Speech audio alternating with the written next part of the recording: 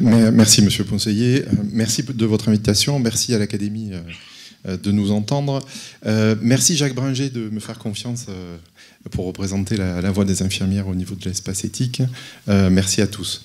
Alors, je suis infirmier libéral, je ne suis pas IPA, mais je crois que j'ai envie de le devenir une fois que je serai plus présidente de l'Union régionale, puisque j'ai la lourde tâche de représenter à la fois les infirmiers socles et les infirmiers aussi en pratique avancée. Je suis en contact régulier avec les doyens, effectivement, pour les orienter. Enfin, vous l'avez annoncé, Madame la doyenne, très justement, c'est une profession à investir. Nouvelle, je ne le crois pas. Alors on a fait un peu, Monsieur Lavabre, Bertrand, vous nous avez montré un premier crâne ouvert du néolithique, je crois. Je suis persuadé qu'il y avait une infirmière qui tenait le crâne si le patient était vivant, et s'il était mort, je pense qu'elle le tenait aussi pour que celui qui opérait ait un acte le plus sûr possible. Donc vous voyez, je pense que nos professions, et ça a été dit très bien par le docteur Carbonel, sont extrêmement liées. Infirmiers socles et infirmiers en pratique avancée, on a un destin commun, hein, d'où ma légitimité aujourd'hui à vous représenter. Alors, j'ai été longtemps infirmier militaire, donc des IPA en pratique avancée, il y en a eu beaucoup, Geneviève de Galard en particulier, puisque sur les théâtres d'Indochine, elle s'est retrouvée toute seule. Elle avait d'ailleurs agrégé autour d'elle des prostituées pour soigner de manière indéterminée, on a parlé d'humanité, à la fois les soldats, mais aussi à la fois les personnes qui étaient en tout cas sous le feu. Et après, elle a eu effectivement une longue carrière et ça fait partie des personnalités de notre belle profession. Simone Meunier, qui elle est un peu moins connue, le Château des Dames, vous êtes tous allés à Chenonceau, là vous connaissez, vaste hôpital, 2500, et là il y avait une autre, on a parlé de case manager, elle était en fait le case manager déjà à son époque, puisqu'elle avait elle-même organisé, elle venait, alors elle avait pas de problème d'ARS, son père c'était les chocolats Meunier, donc c'était à flot perdu, peut-être qu'elle soignait d'ailleurs avec la thérapie du chocolat, nonobstant, elle avait organisé tout le château qui était absolument inapproprié pour rendre un des plus beaux hôpitaux de France à l'époque, au moment évidemment où les bombes là aussi devaient tomber, plutôt les canons à l'époque. Il y en a une, Liliane Walt, plutôt une américaine, il y en a énormément, quand vous tapez sur Google le nombre d'infirmières, il y en a autant que des médecins, vous voyez, reconnue. Liliane Walt, elle a été la première américaine à se dire, on fait venir les gens, mais peut-être qu'il faudra aller vers eux. C'était en fait la première infirmière libérale et elle avait développé le soin domiciliaire et en particulier envers les enfants et les femmes enceintes. Tous ces grands noms, aujourd'hui, on a évidemment les dignes successeurs. Alors 90% des professionnels que je représente, pour le coup, sont des femmes, mais on a un nombre d'hommes qui entrent dans les instituts de soins infirmiers qui est de plus en plus important. On va poser la question si c'est une chance, j'en sais rien, mais en tout cas, c'est une réalité. Vous avez vu, j'ai laissé mon bandeau sciemment, parce qu'en fait, aujourd'hui, on est dans le soin, et la profession infirmière libérale sur Occitanie va lancer tout un travail sur la prévention auprès de nos patients, à travers le bilan de prévention, qui pour le coup est une chance, puisqu'il y a un investissement massif pour que chaque Français puisse faire un contrôle technique de sa santé, tout seul ou accompagné par un professionnel de santé. C'est assez inédit, il faut évidemment qu'on rattrape les standards des autres pays qui sont sur ces sujets, nous sommes en retard. Par contre, je vous l'ai dit, si imaginez que demain, je souhaite faire un infirmier en pratique avancée, évidemment, je tape sur Google IPA. Et je tombe en France, en novembre 2024, sur des freins, sur toute la première page. Alors moi, un métier où il n'y a que des freins, à part de vouloir faire garagiste, je n'y vais pas. Voilà le premier constat. Donc il faut que collectivement, on ait un changement de logiciel. Et là, la France, eh bien, évidemment, elle a un art médical extrêmement développé qui fait rayonner le pays à travers le monde, mais elle a aussi d'autres professionnels de santé qui ont des aspirations à avoir un mandat social comme l'ont pu avoir nos prédécesseurs, je vous les ai cités, auprès de la population pour répondre aux enjeux qui ont été extrêmement bien dits par d'autres. Par contre, quand on va au Canada et qu'on tape la première page, c'est là où je vais aller.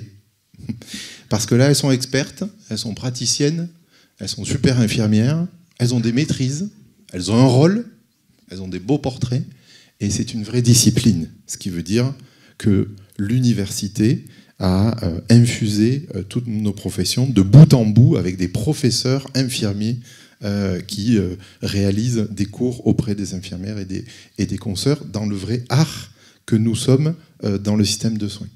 Donc on a un vrai changement de logiciel et j'espère que d'ici peu, dans la première page Google française, on pourra retrouver les mots comme nos confrères et nos consoeurs américains ou canadiens, et c'est valable pour d'autres pays. Je ne vous en ai pas mis, le temps était trop court.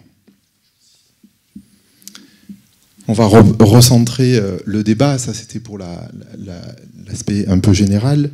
Et ô combien les IPA ne sont pas un nouveau métier, mais ô combien elles vont être utiles, parce qu'aujourd'hui elles sont peu nombreuses, ça a été dit très bien par le docteur Carbonel, une 50aine en Occitanie, c'est pas là où on bouge le système, sur tout le champ du corps, que ce soit évidemment le soin urgent, la psychiatrie, les soins oncologiques, la néphrologie, le rein et les pathologies chroniques stabilisées, qui embarquent à peu près la moitié évidemment des soins dont la population française a besoin. Les chiffres, c'est la partie la plus pénible, mais il en faut. Évolution poussive. Trop poussive, alors il y a tout un tas de facteurs, il a été donné par le docteur Carbonel économique, avec quelques projections que je vous ai fait. Je tiens évidemment les chiffres de l'Agence régionale de santé sur 2025 et 2026, et des prorata entre aujourd'hui, ce qui serait lisible dans le système de santé, si, comme le docteur Carbonel, et je pense qu'on sera amené à se revoir pour être les porteurs de flammes ou de paroles en ce sens, que la coordination, elle ne peut se faire qu'à deux, ou à plusieurs évidemment, et que le prorata d'aujourd'hui de médecins généralistes par rapport au nombre d'infirmières en pratique avancée est trop faible. 252 en exercice aujourd'hui en Occitanie, évidemment qui se sont tournés vers le cœur du réacteur, qui la prise en charge des patients atteints de pathologies chroniques, et résiduel en libéral, puisque 55% sur le monde libéral, là où il y a le plus grand hôpital de France, reste quand même le soin à la maison, et 45% en établissement. Donc tous ces chiffres, c'est pareil, j'aime revenir vous voir dans quelques années avec des chiffres qui ont été complètement inversés et que les courbes sont en constante évolution. Très vite, c'est le total qu'il faut regarder. On a la ventilation par département, donc on peut y voir aussi des problèmes d'inégalité d'accès.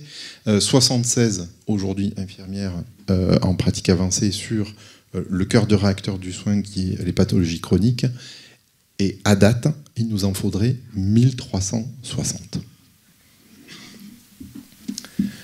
Ainsi, au vu du nombre de médecins généralistes en exercice, 1360 IPA pourraient d'ores et déjà s'implanter en soins primaires en Occitanie.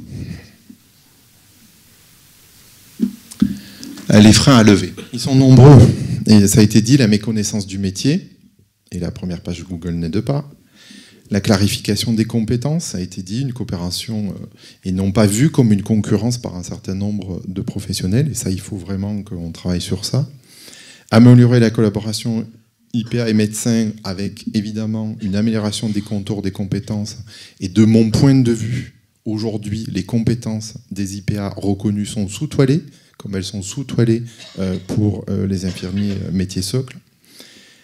Les réflexions qui doivent se porter, puisqu'effectivement la formation, c'est 3 ans et demi d'infirmiers plus 2 ans complémentaires, doivent se faire stricto sensu en présentiel avec une matière extrêmement dense. Et quand vous êtes à milieu de vie, 40, 45, 50 ans, pour reprendre des études, il faut être extrêmement courageux. Une harmonisation des pratiques régionales, une reconnaissance auprès du grand public, parce que là, pareil, ça a été dit, je ne vois pas mon IPA, c'est bien, je ne vois plus mon médecin, c'est mal. Et là, on crée des confusions auprès des patients eux-mêmes, donc une forme de stress. On a un accès, mais c'est peut-être pas le bon professionnel, et c'est faux puisque les professionnels sont en coopération. Renforcer le mode de rémunération en exercice libéral, il est totalement inapproprié, ça a été très bien dit, puisqu'effectivement, du fait qu'il n'y a pas de stabilisation de chiffre d'affaires pour des professions libérales, il y a soit une surconsommation d'activité, soit une sous-consommation d'activité qui, à terme, et ça on l'a déjà, on a un certain nombre de professionnels, abandonneront le métier d'IPA pour revenir au métier socle. Et là, on perd en fait sur toute la ligne, puisqu'on détruit de la matière grise. Lever les barrières réglementaires. François Braun, comme d'autres, il ne vous a pas échappé qu'on a eu plusieurs ministres de la Santé en peu de temps, ce qui n'est absolument pas bon pour développer les plans de santé et qu'ils aboutissent. Et la loi infirmière devait paraître le lendemain de la dissolution. Donc notre profession est maudite. Et comme c'est la profession maudite que je représente, ça va changer, on ose espérer en 2025, puisque à la fois métier socle et IPA devaient voir sur un plan réglementaire des compétences élargies sur un certain nombre de domaines de compétences dont la population aujourd'hui a besoin. Je peux vous donner un exemple. Sur l'accès direct, par exemple, à la plaie, aujourd'hui, scientifiquement, il n'y a plus aucun frein qu'une des premières consultations soit réalisée par une infirmière socle ou une infirmière IPA, si le législateur nous en donne la possibilité. La conclusion est simple, lever ces freins permettrait de déployer pleinement le potentiel des infirmiers. Aussi bien pour les IPA que pour les infirmières socles, il est impérieux, et vous l'avez compris, de lever les freins et l'évolution qui est nécessaire au système de santé, qui est éprouvé évidemment dans d'autres pays, et plutôt haut la main. Une intégration réussie des IPA pourrait à terme contribuer à renforcer l'efficience du système de santé français, en améliorant l'accès aux soins et en optimisant la prise en charge des patients, tout en réduisant la pression exercée sur les médecins et le système de soins. Si les deux facultés d'Occitanie forment, je me suis projeté, 40 IPA, PCS, par promotion, soit tous les 2 ans, il nous faudra attendre 34 promotions, soit 68 ans, avant d'avoir le nombre suffisant d'IPA sur le territoire. En 2092, nous aurons atteint le seuil préconisé. Je pense qu'après ça, je n'ai pas grand-chose à vous dire. Ça peut sembler être une source non optimiste. Et comme nous sommes tous des optimistes en puissance, j'ose espérer que le logiciel va être changé et qu'il est de notre responsabilité collective de faire la promotion de ce beau métier, qui n'est pas nouveau, qui est juste la lignée et la descendance des infirmiers métiers socles, qui sont eux-mêmes amenés à intégrer plus d'activités au service de la population.